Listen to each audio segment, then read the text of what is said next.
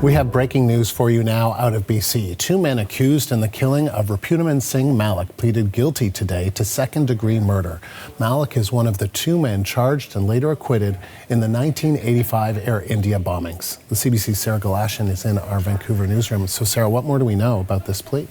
Right. So, Andrew, well, the 2 accused here who have now pleaded guilty are Tanner Fox and Jose Lopez. They had been charged with first-degree murder in July 2022 of Ripudaman Singh Malik, who was 75 years old at the time. And at the time that this happened, the police described this as a targeted killing. Malik was gunned down near his business office in Surrey, British Columbia, and he died at the scene.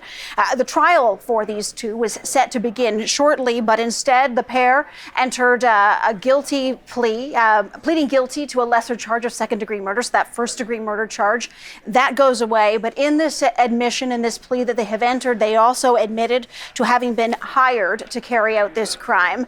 The Malik family has issued a statement. I want to read you part of it. They thank the RCMP for tireless work that has brought some justice to the family. And then to the 2 killers, they write this: "To Tanner Fox and Jose Lopez, we say, you have taken a good first step in taking responsibility for your actions.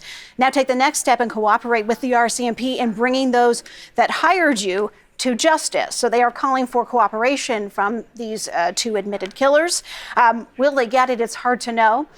Reporting from inside the courtroom earlier this morning from the Vancouver Sun's Kim Boland describes what happened here as a sort of an extraordinary scene playing out in a Canadian courtroom. After the guilty plea was entered, Boland reports that one of the 2 killers ran across the New Westminster courtroom, attacking the other, clawing and punching one another until the sheriffs were able to break up that fight. Andrew? Wow, okay. Remind us again, who was Ripudaman Singh Malik? Right, so you mentioned off the top, he is probably best known as someone who was accused of and acquitted in the 1985 Air India bombings that killed 331 people.